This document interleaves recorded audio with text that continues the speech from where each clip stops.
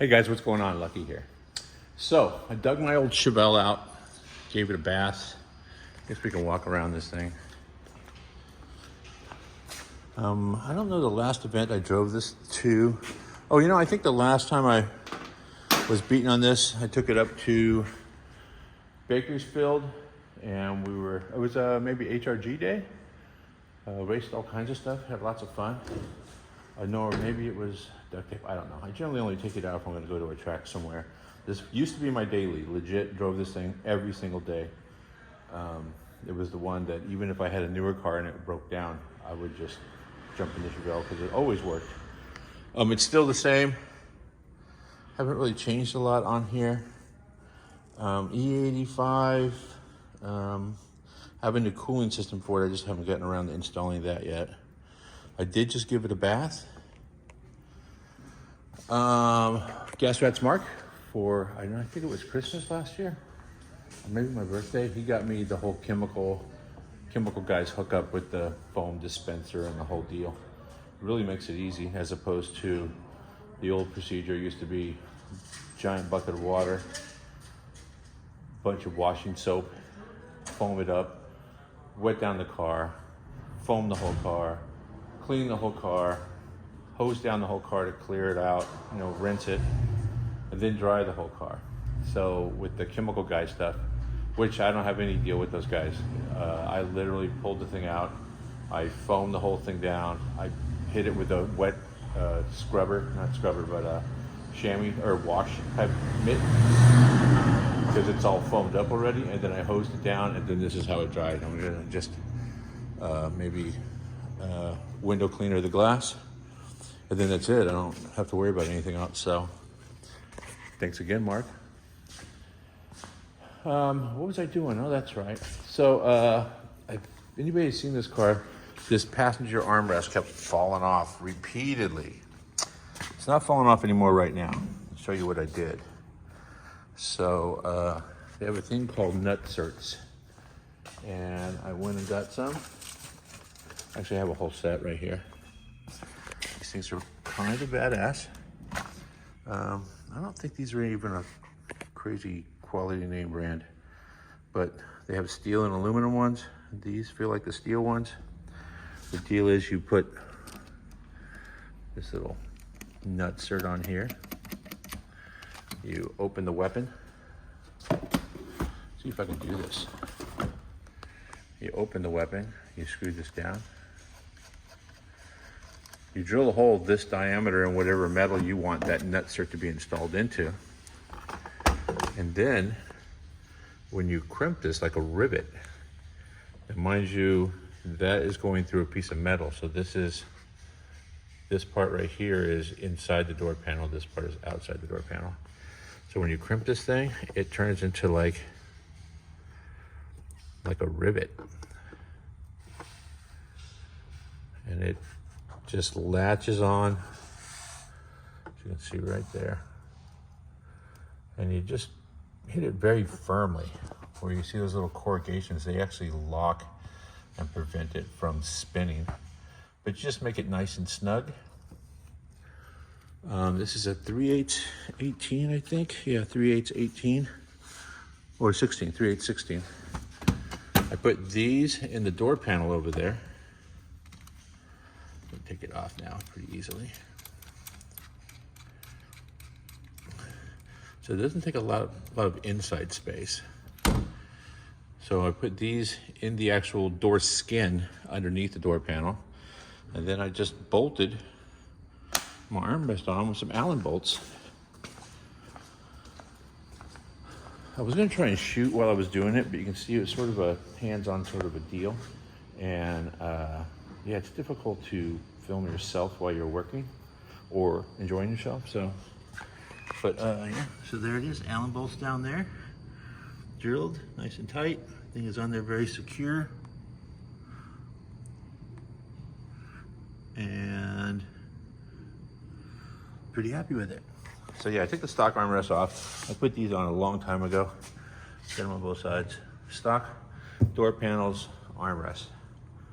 What else do I have to do to this thing? Oh yeah, I think I got a wire maybe that melted for my line lock and reverse lockout. I have a wire running to the shift knob, and the button on the shift knob, if you push it, it does reverse lockout, opens that solenoid so you can go in the reverse. It also locks my line lock if I'm on a hill. I call it more roll control than line lock. If I'm on a hill and I need to back up, like this guy out here is doing. Hold please. But yeah, if you hit that button, it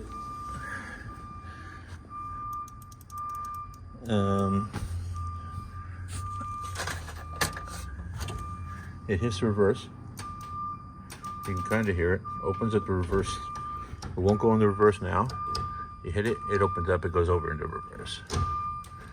That's where it goes normal. Tap it, it goes further into reverse. And also you can kind of hear the roll control solenoid. So basically if I'm on a hill, I hold the brake, I tap the button, and it locks it in reverse. Or I'm sorry, it locks the front brake so I don't roll back into the Prius that pulled up behind me. So that's cool.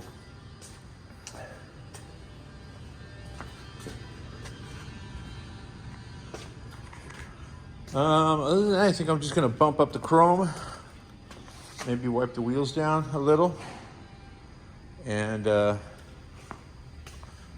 this thing will be good to go.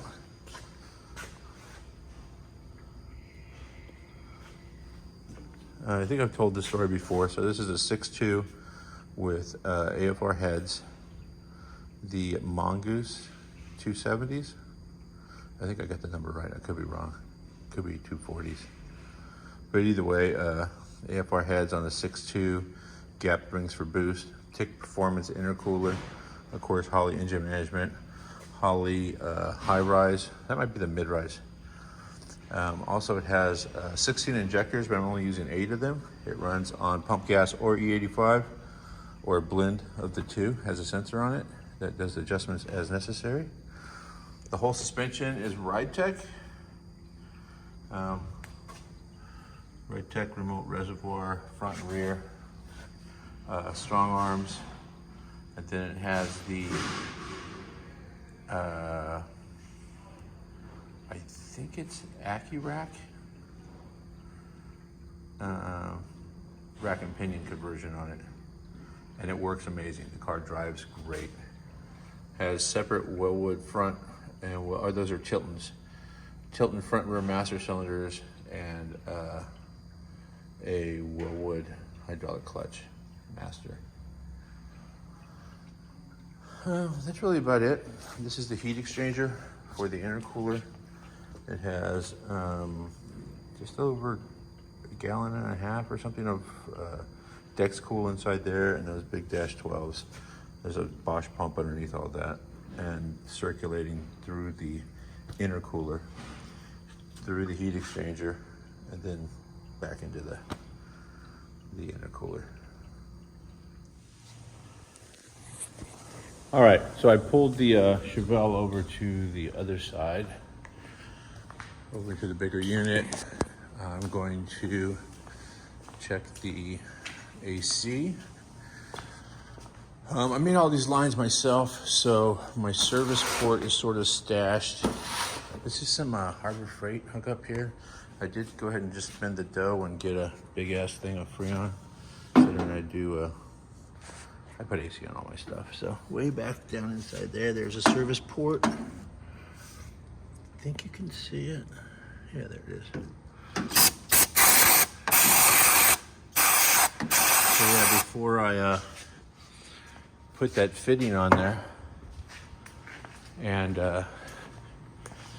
get all that debris, because I forgot to put the cap on or the cap blew off, one or the other, I will spray a little brake cleaner on there, and then get all that contaminant off of there.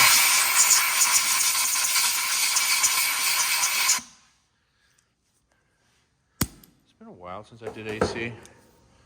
I never really did it for a living.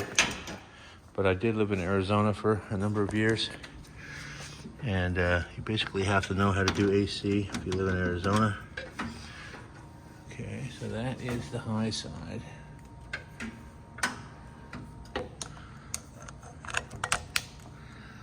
This is the low side.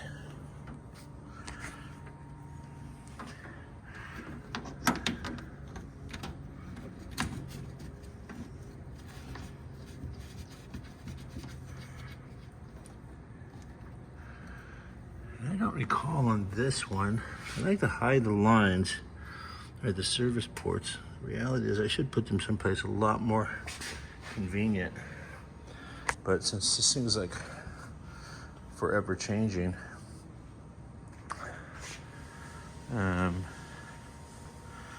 yeah. Who actually knows? Okay, so Freon open. We have pressure there.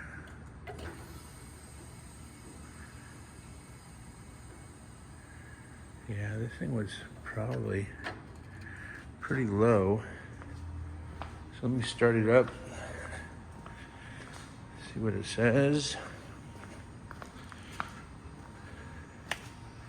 One thing you want to be careful with when you're doing AC stuff is you want to make sure the fans or air is blowing over the condenser in front of the car.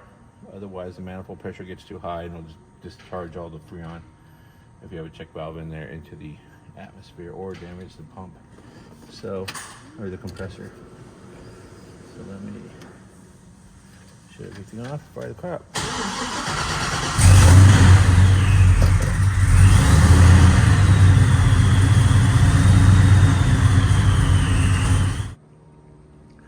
Okay, so after messing around with the gauges and the Freon and the hoses and the lines and just it wasn't blowing cold, I looked down, I noticed the compressor was not spinning.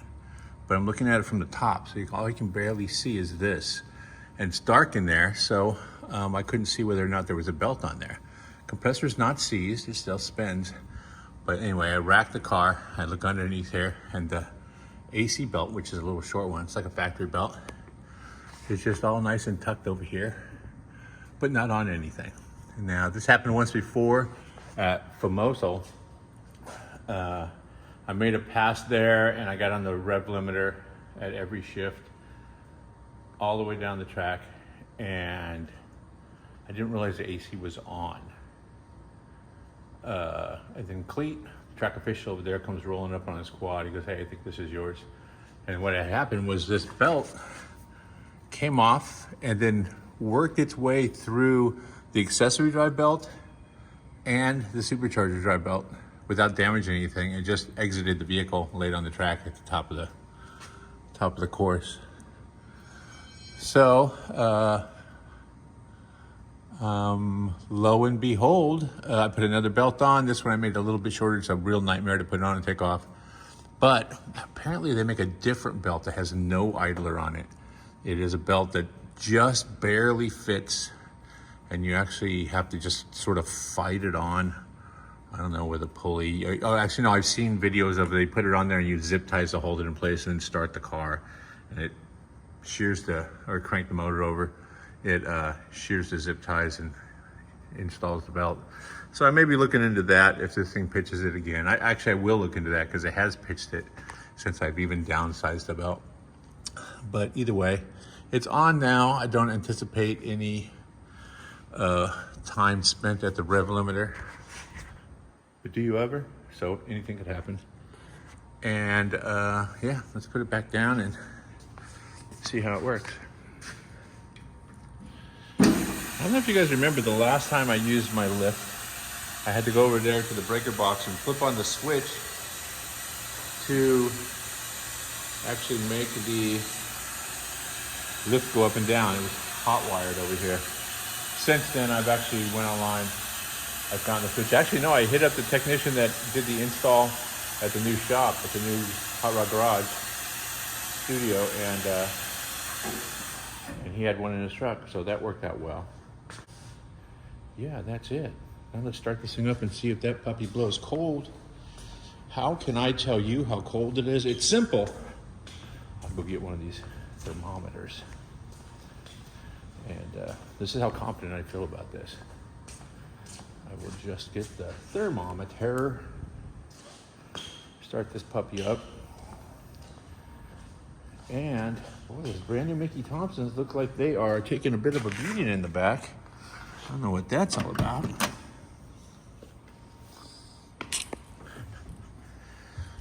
Hup.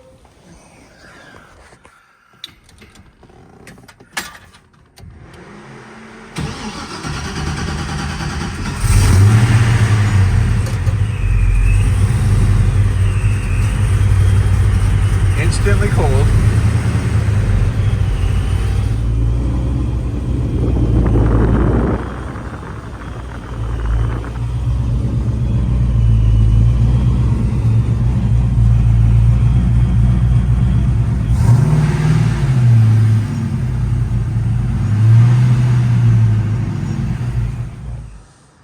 That's it. Thanks a lot for watching, you guys. Don't forget to subscribe, share, and if you're building anything cool, or even not cool, just building something, tag me on social media. I am Mobile Tech Lucky on all the platforms.